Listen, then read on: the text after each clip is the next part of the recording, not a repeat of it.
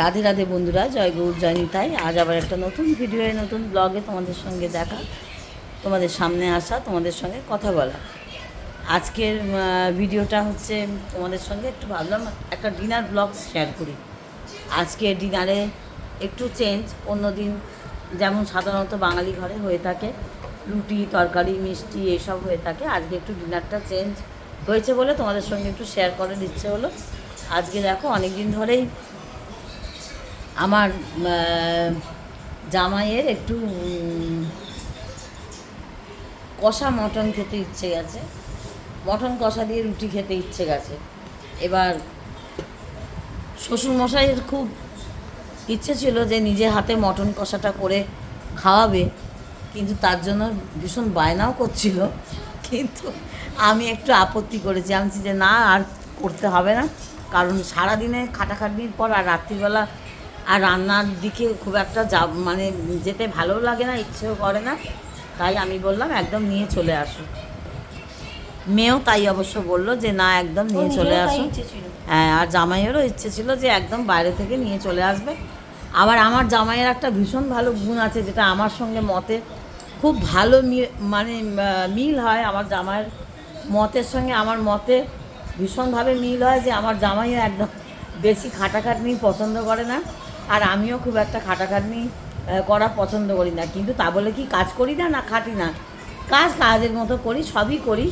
তার মধ্যে ও চায় না যে বাড়ির লোককে, যে ও কোনো কিছু ইচ্ছে হলে বাড়ির লোকে ব্যতিব্যস্ত হোক। নতুন কোনো রেস্টুরেন্ট খুললে আমার হাজবেন্ড সেটাকে না উদ্বোধন করে তার খাবার কেমন তাদের কথা ভীষণভাবে ভাবে, কারণ ওর মনে হয় এটা না ভাবলে ওদেরকে অপমান করা হচ্ছে। রেস্টুরেন্টে খুলেছে তার তো একটা সম্মান দেওয়া দরকার, এইভাবেই ও সম্মান দেয়। আর ওর অফিসের সামনে রেস্টুরেন্টের কথা নিজে খেয়ে আমাদেরকে খাইয়ে মোটামুটি ও খাওয়াতে আর খেতে দুটোই ভীষণ ভালোবাসে। ওর থেকে কেউ খেতে চাইলে ও যে কতটা আনন্দ পায়, সে যত কষ্টই হোক না কেন সেটা ঠিক পূরণ করার চেষ্টা করবে। ওর এই একটা বড় গুণ।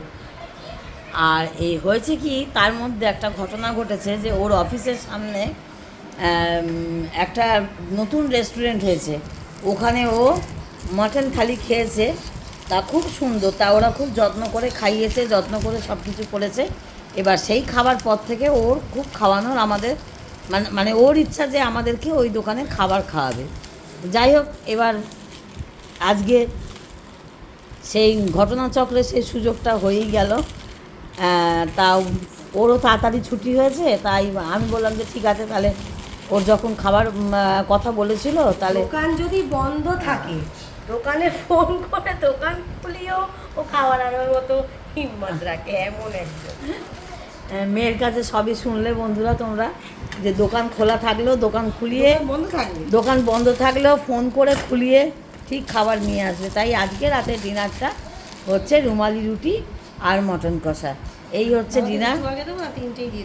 হ্যাঁ বাবা, একদম যা দেবার দিয়ে দেয়া, জানি না কটা করে করে ধরেছি, দুটো করে না তিনটে, ব্যাস তাহলে তিনটে দিয়ে দে। হ্যাঁ, তবে একটু বড় থালায় দিলে ভালো হতো না? ঠিক আছে নাকি তুমি বলো বাবা?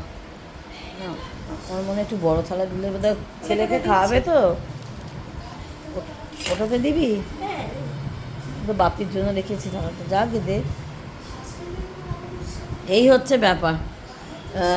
তা রাত্রিরে এই রুমালি রুটি আর মটন কষা, তা তাই তোমাদের সঙ্গে একটু শেয়ার করব ভাবলাম, তাই তোমাদের সামনে একটু নিয়ে আসলাম ব্লগটা। এই সব ব্যাপার, রাত্রি হয়ে গেলে না আমার খুব একটা কথা বলার এনার্জিটা থাকে না, এই হচ্ছে ব্যাপার। সারাদিনে অনর্গল কথা বলি তো, আর এই সারাদিনে কথা বলার মধ্যে যে একটা স্পিড থাকে, সেই স্পিডটা রাত্রি হলে কমে যায়। বন্ধুরা তোমরা কিছু মনে করো না। হ্যাঁ, আমি এই থেমে থেমে থেকে থেকে নানান রকম বলছি, যে এটা তার জন্য ভেবো না যে আমার কথা বলার একদম ইচ্ছা নেই, তা নয়। আসলে রাত্রির হয়ে গেলে কথা বলার এনার্জিটা ভীষণভাবে কমে যায়। হ্যাঁ, আর এমনি একটু ভালো মন্দ কিছু হলে আমি আর যদি তোমাদের সঙ্গে শেয়ার করব ভাবি, তখন আমার মেয়েই আমাকে আমার মেয়েই সার্ভ করে, তখন আর আমার না আমি সার্ভ করি না। আমি বলি যে তুই কর, আমি বরঞ্চ ভিডিও করি। হ্যাঁ, এইভাবেই করি।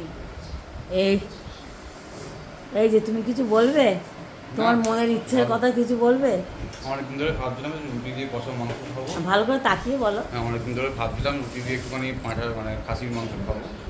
তো আজকে আনা হলো, আবার খাওয়া দাওয়া হবে। আর তোমার অফিসের সামনে কি হয়েছে সেই কথাটা আমার বন্ধুদের একটু বলো। এই অফিসের সামনে থেকে মানে যে রেস্টুরেন্টটা হয়েছে নর্মালি যে ওখানকার restaurant থেকে খাওয়া দাওয়া আমরা- কেমন? যে রেস্টুরেন্ট থেকে আমরা আর কি মটন কষাটা খাই সেটা আজকে বন্ধ ছিল। একটা জায়গা থেকে খাই, সেটা হচ্ছে বিরাটির একটা জায়গা থেকে খাই। আর মানে কলকাতার বিভিন্ন বিভিন্ন জায়গা থেকে মানে আমার সিলেক্ট করা থাকে, সেখান থেকে খাই। তো বিরাটির একটা জায়গা থেকে খাই, সেটা আজকে বন্ধ ছিল বলে আমি আবার আমাদের অফিসের সামনে একটা নতুন রেস্টুরেন্ট খুলেছে, ওটা খেয়েছি সুন্দর, ঠিক করে ওরা মজা। উঠে যাবে তো ওদের- বাটিতে দেবো। আজকে গিয়ে দেখলাম ঝাঁপ বন্ধ করে দিয়েছে, কেননা বলছে সব এখন যারা মানে ওরা রান্না করে তারা একটু রেস্ট নিচ্ছে, আবার সন্ধেবেলা খুলবে, কুকরা 7টার সময় আবার খুলবে। তো আমি 6টার সময় বেরিয়ে দেখি যে বন্ধ আছে। তো আমি সেই জন্য ভাবলাম যে ফোন করলাম মালিককে। তো মালিককে ফোন করা, তো ও বললো যে ঠিক আছে পার্সেল হয়ে যাবে। তো সেই মতো পার্সেল অ্যারেঞ্জ করে নিয়ে চলে যাবো। তা আমি ওকে বলে রাখলাম মাঝে মাঝে পার্সেল করাবো এই গেলাম 6টা নাগাদ, এই ব্যবস্থা। এইসব ব্যাপার বুঝলে বন্ধুরা। এই যে মেয়ে এখানে সার্ভ করছে সবাইকে, এই দেখো তোমাদের একটু দেখায়, একটা ডিশ ভালো করে সাজিয়ে ফেল, সুন্দর করে সাজা।